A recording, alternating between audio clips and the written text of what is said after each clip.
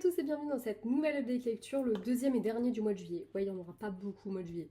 J'ai pas lu de ouf. Par contre, ça risque d'être un petit peu long parce qu'au lieu d'avoir 3 livres à vous présenter, j'en ai 4, puisque du coup j'ai choisi de faire un seul et même update lecture pour mes 4 derniers livres plutôt que de vous faire deux pour. Enfin, aucun intérêt, disons-le nous.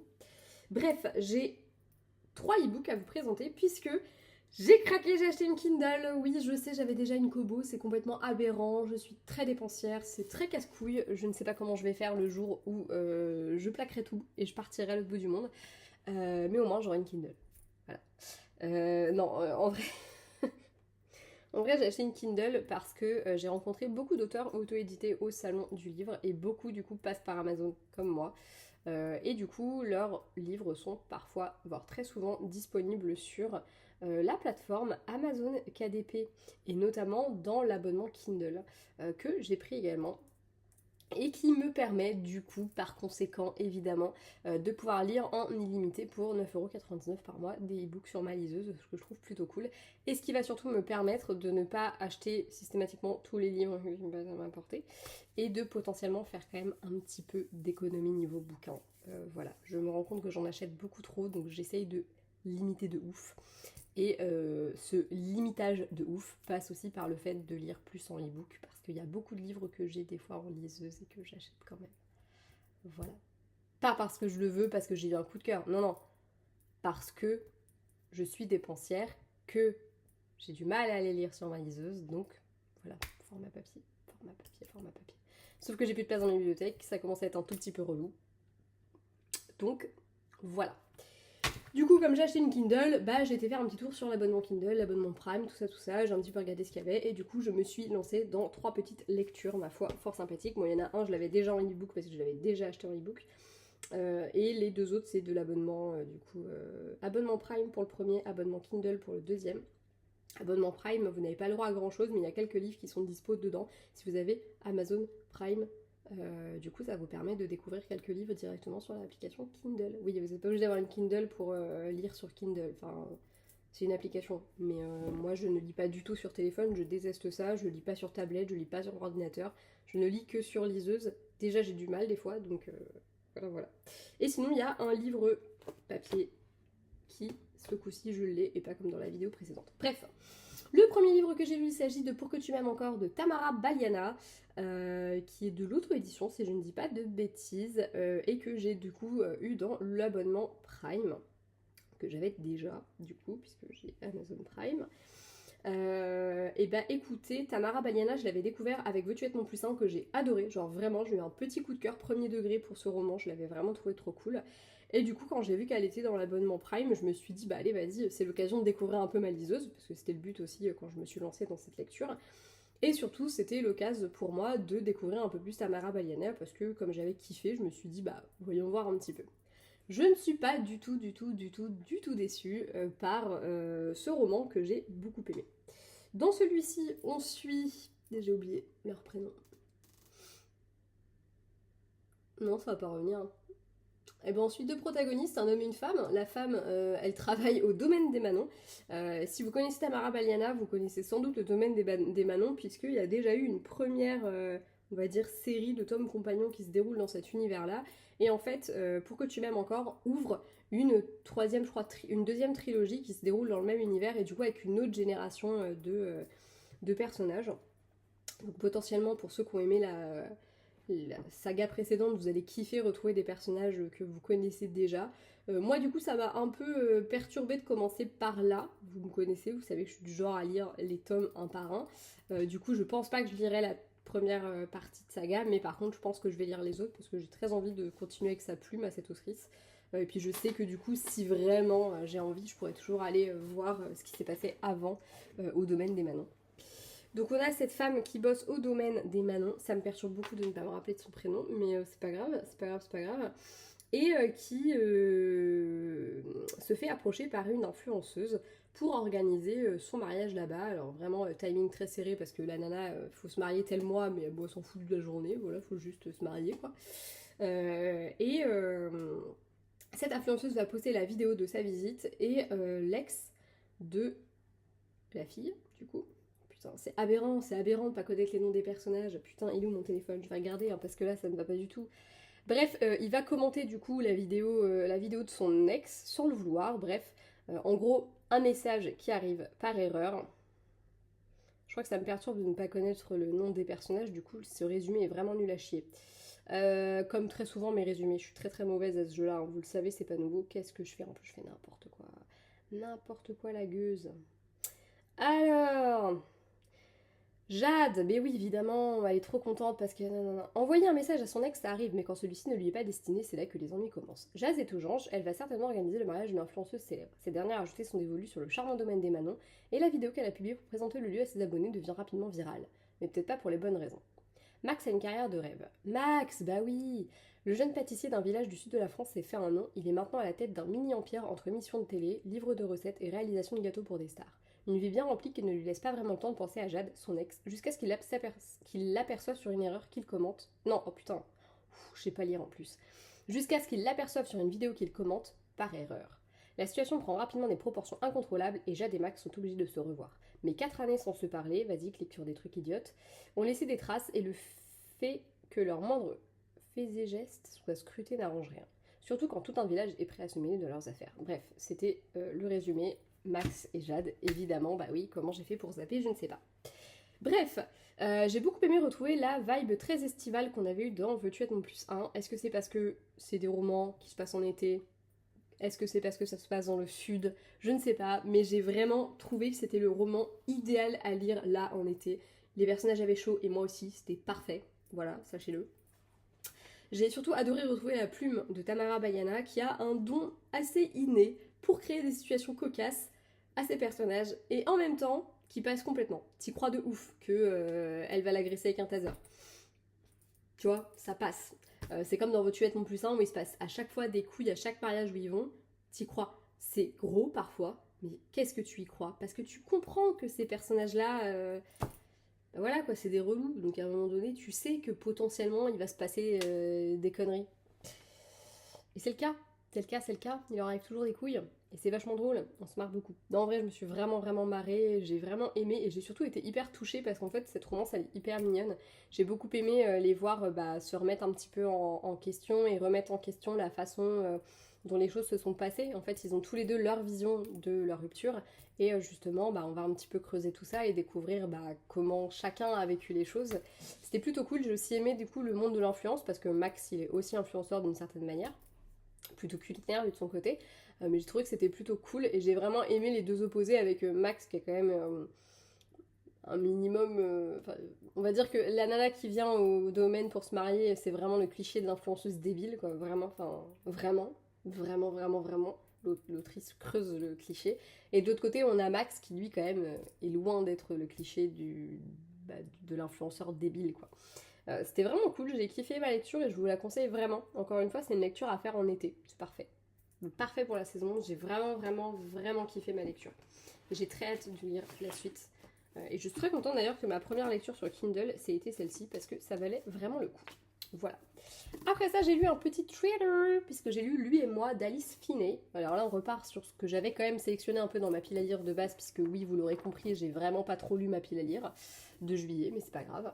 Puisque celui-ci, j'avais prévu de le lire. Donc on est sur un thriller, comme je viens de le dire, et on est sur un thriller dans lequel on va suivre Anna et Jack. Oui, je viens de regarder les noms parce que je les avais également oubliés. Et alors, tu vas faire quoi? Anna, donc, elle s'était toujours dit qu'elle ne retournerait pas à Blackdown, c'est la ville qui l'a vue grandir et c'est une ville qu'elle s'efforce vraiment d'oublier, mais elle va, malgré elle, être obligée d'y aller puisqu'elle est journaliste, il y a un meurtre qui a eu lieu et c'est elle qu'on va envoyer là-bas pour couvrir l'événement. Là-bas, elle retrouve Jack, qui, on va le comprendre très vite, est son mari, donc c'est du spoil parce que c'est pas écrit dans le résumé, mais en réalité c'est pas du spoil, c'est son ex-mari, et c'est lui le flic qui est chargé de couvrir l'enquête.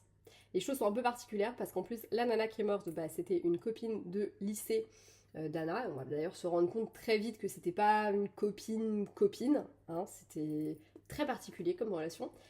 Et accessoirement que Jack, c'est la dernière personne à avoir vu cette femme en vie. Voilà.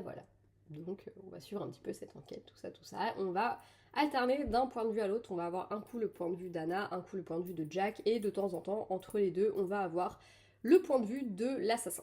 On ne sait pas qui c'est, on ne sait pas d'où il sort, mais croyez-moi, vous allez en soupçonner beaucoup. Il y a des fois où Anna, elle vous paraît hyper suspecte, d'autres fois où c'est Jack, où on finit par se dire le bout, il est pas très net, et puis il y a plein d'autres personnages qu'on va croiser au fur et à mesure, et tu finis par douter de tous. Moi j'ai même douté du caméraman, les gars. Ouais, du caméraman, le type qu'on croise 3 fois dans le bouquin. Voilà, bref, j'ai douté de tout le monde, sauf de la personne qui a tout fait. Voilà, je me suis fait brain totalement. Et je me suis fait brain à plusieurs reprises, puisqu'évidemment, il y a plusieurs révélations sur la fin. J'ai mis beaucoup de temps à rentrer dans le récit, il y a vraiment eu un moment où j'étais pas dedans. Alors est-ce que c'est parce qu'en parallèle je lisais autre chose et que des fois quand c'est comme ça, il y a toujours un livre que tu laisses un peu de côté quand on lit plusieurs en même temps? Est-ce que c'est pour ça? Potentiellement. Mais il y a vraiment eu un moment où j'avais du mal et passer un certain cap, je ne pouvais plus le lâcher. Je voulais connaître le format de l'histoire, je n'arrivais pas à me détacher du bouquin et je carburais à mort. Voilà. J'ai vraiment, vraiment kiffé mon moment, j'ai trouvé que c'était hyper bien foutu et surtout j'ai aimé les révélations finales que je n'avais pas du tout vu venir. J'ai vraiment trouvé que c'était dingo. Voilà. J'ai qu'une hâte maintenant, c'est de découvrir d'autres livres de l'auteur parce que si ça me retourne la tête de la même manière, franchement, c'est banco. Mais là, vraiment, je n'ai rien vu venir.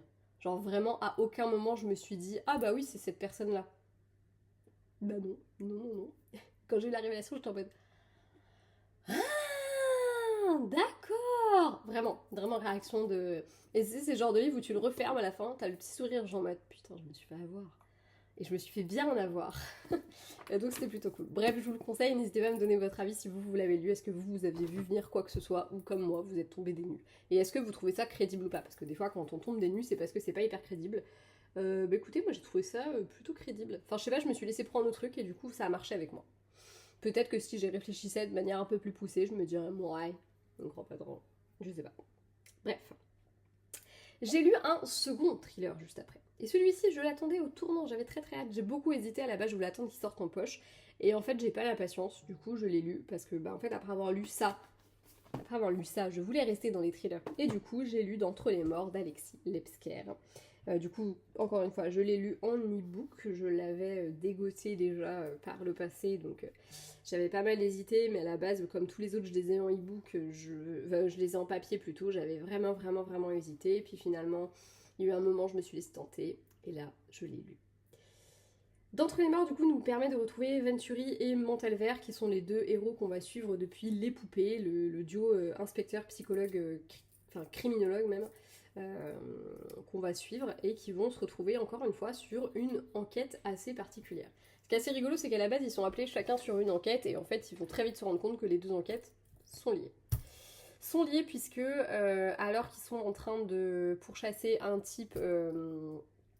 Venturi va se retrouver à entrer dans une baraque et à tomber sur un cadavre très étrange puisqu'il apparaît qu'il a été mutilé pour que certaines parties de son corps soient remplacées par d'autres.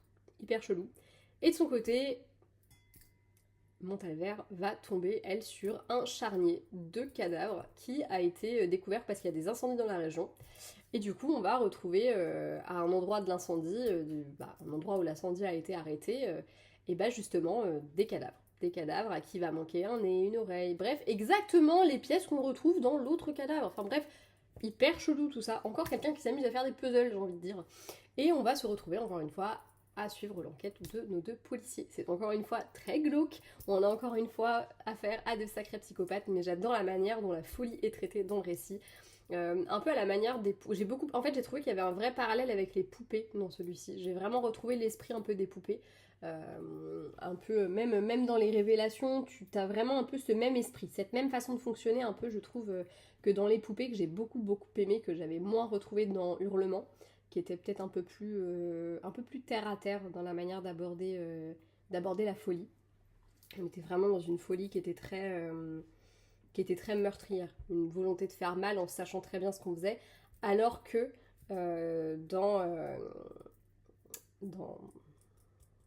dans les poupées et dans celui-ci, on a plus vraiment une espèce de folie qui s'explique par des phénomènes extérieurs, comme par exemple la vie que les personnages ont pu mener, etc. Enfin, voilà, par des pathologies qui sont externes à juste la volonté de faire souffrir et à juste une psychopathie extrême, quoi.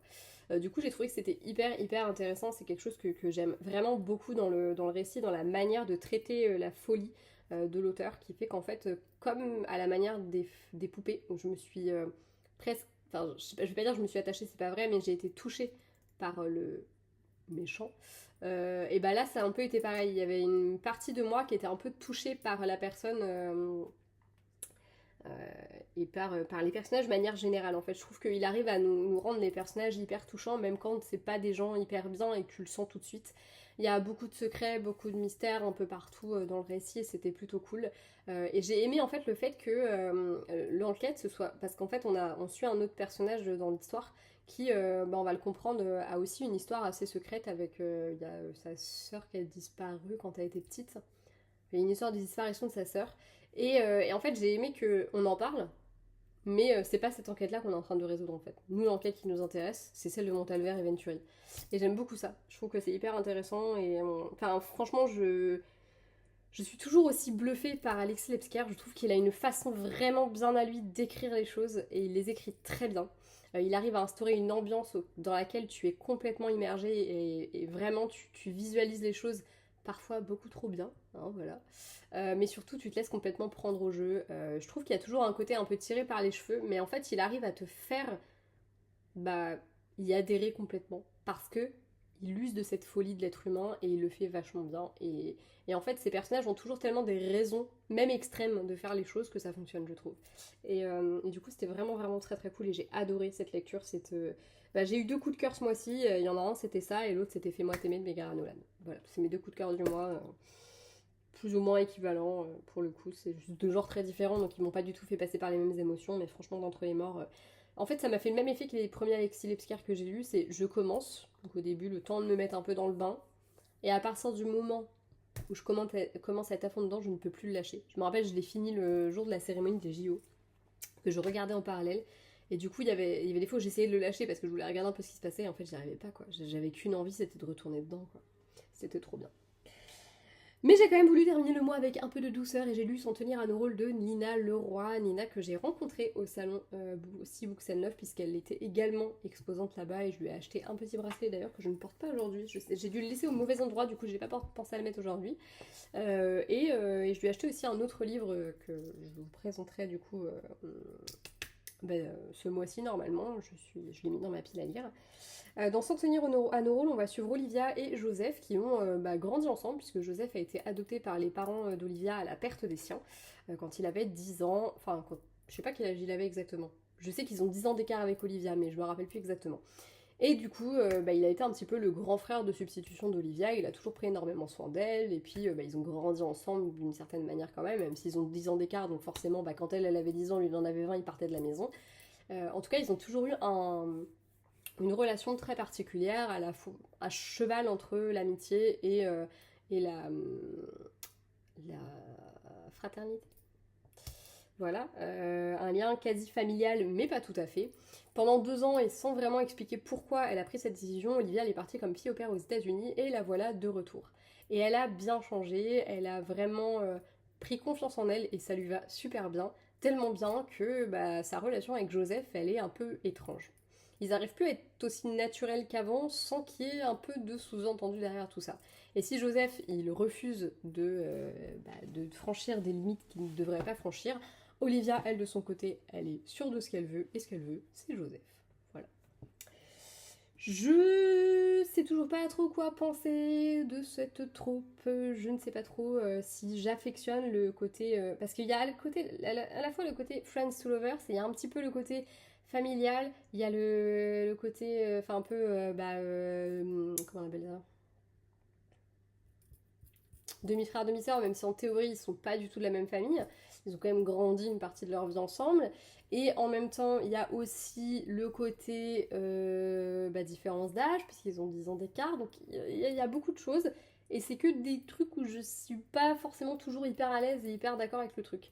Seulement, Nina écrit très très bien, donc en fait ça passe carrément. Voilà. Elle écrit très bien et du coup j'ai beaucoup aimé cette histoire, j'ai trouvé qu'il y avait vraiment de la cohérence, les personnages sont hyper touchants, j'ai beaucoup aimé le personnage d'Olivia qui est vraiment creusée, qui est vraiment très intéressante, qui a vécu des choses vraiment difficiles et qui va petit à petit réussir à mettre des mots sur ce qui s'est passé même si ça prend vraiment du temps et que ça va bouleverser un petit peu les choses. Voilà, c'est une nana que j'ai trouvée très forte et j'ai vraiment aimé la femme qu'elle était devenue en parallèle de celle qu'on devine au fur et à mesure du récit. J'ai trouvé que c'était vachement intéressant. Je suis contente d'avoir découvert celle-ci et peut-être que j'aurais moins aimé la Olivia d'il y a quelques années. Là, j'ai aimé la femme forte qu'elle était devenue et j'ai vraiment aimé cette confiance en elle qu'elle dégageait.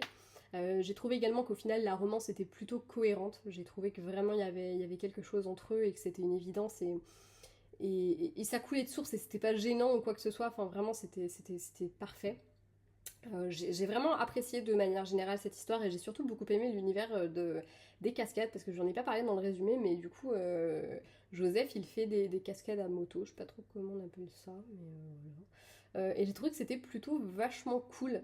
Je trouve que l'autrice a vraiment une manière de nous immerger dans ce monde-là et que ça fonctionne carrément. Donc j'étais hyper contente de découvrir ça, de découvrir cet univers parce que ça matchait vachement bien et c'était hyper cohérent, hyper bien écrit.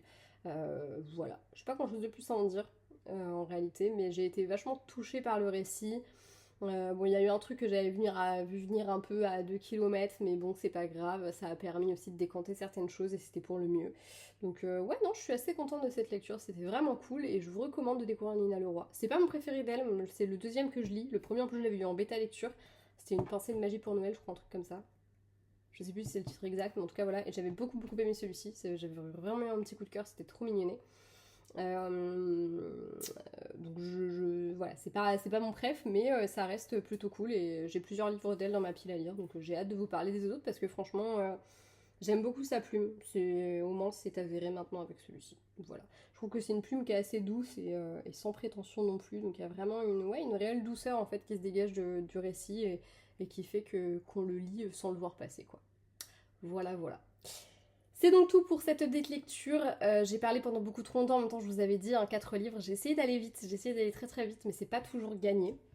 Voilà, j'espère que cette vidéo vous aura plu, j'espère vous avoir donné envie de découvrir ces 4 petites pépites qui étaient vraiment très cool. Et puis écoutez, on se retrouve très vite dans une prochaine vidéo. La bise!